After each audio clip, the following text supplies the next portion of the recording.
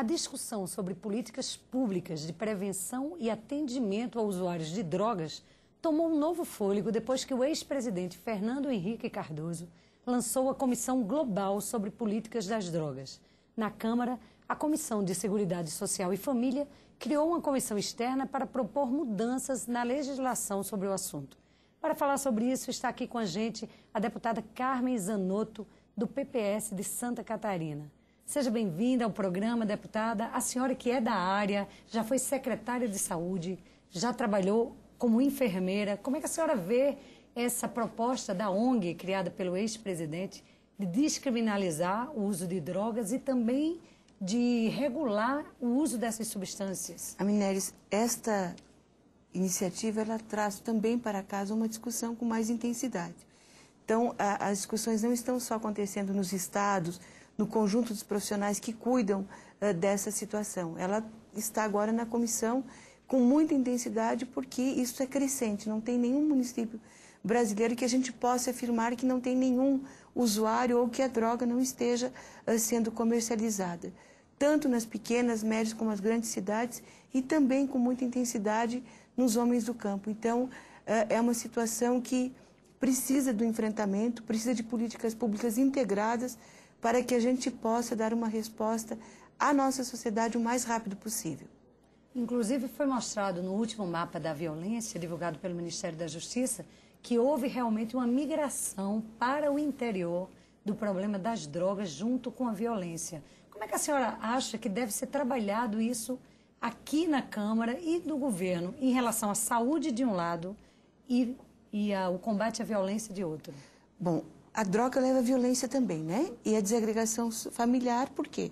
Quando não tem mais o recurso financeiro disponível, o dinheiro para a compra da droga, começa a se vender o tênis, a roupa de corpo, os utensílios domésticos e a família, do tráfico, se desagrega.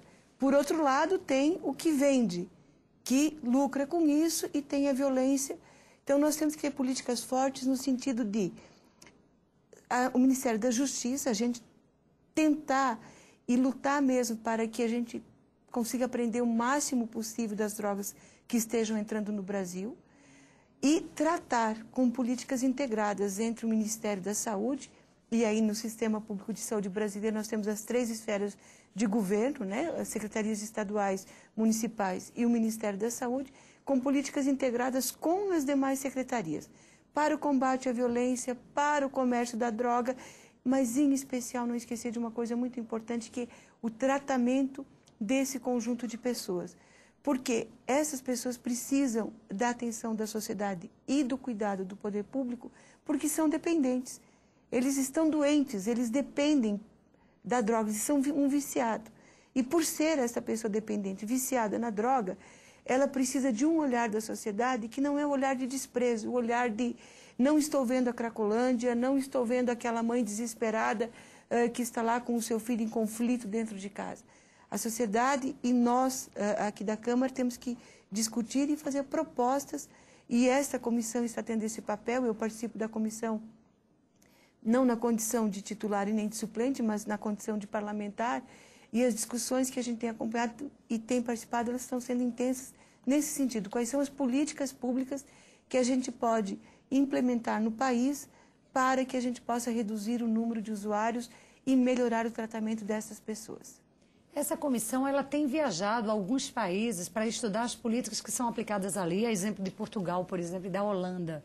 O que é que trouxe essa comissão de interessante que pode ser aplicado no Brasil? É uma comissão que encerrou os trabalhos no ano passado, ela foi e teve a participação do ex-ministro da Saúde e também deputado federal, ex-deputado Alcenir Guerra, onde trouxe a experiência e o que cada país desenvolve para esse tipo de situação. E ela é importante por quê? Porque a gente pode, dentro do conjunto das experiências, conforme ele relatou para nós na comissão, eles relataram, os membros que participaram, subsídios para a gente, como já tem uma etapa avançada de uma experiência internacional, o que daquela experiência pode ser aproveitado para políticas públicas no nosso país. Deputada Carmen Zanotto, essa comissão, esse trabalho dessa comissão, ele tem também um foco num problema muito grave no Brasil, que é o crack. Existem verdadeiras populações de rua, indo para lugares que se chamam Cracolândia, foram mostrados em vários noticiários. E para combater, por exemplo, o município do Rio de Janeiro tomou uma medida drástica, que foi a internação compulsória de menores. Como é que a senhora, que é dessa área de saúde, vê essa questão? Essa é uma medida necessária. Tem alguns casos que o usuário ele não responde mais pelos seus atos. O estado dele de saúde está tão comprometido, a dependência está tão avançada que ele precisa sim de um internamento e de uma atenção médico-hospitalar dentro de protocolos clínicos com o olhar dos profissionais da área da saúde. Só que a gente não pode deixar na vontade apenas dele querer ou não internar. Então, essa é uma medida necessária para muitos casos de dependentes num grau muito acentuado. Deputada Carmen Zanotto, outro problema que é apontado no Brasil, além das drogas ilícitas, é o uso abusivo de medicamentos, como calmantes e analgésicos, alguns causando dependência. O que é que pode ser feito para combater esse problema? Essa é uma questão cultural, né? Nós precisamos de nos automedicar e nos achar no direito de prescrever para as pessoas, né?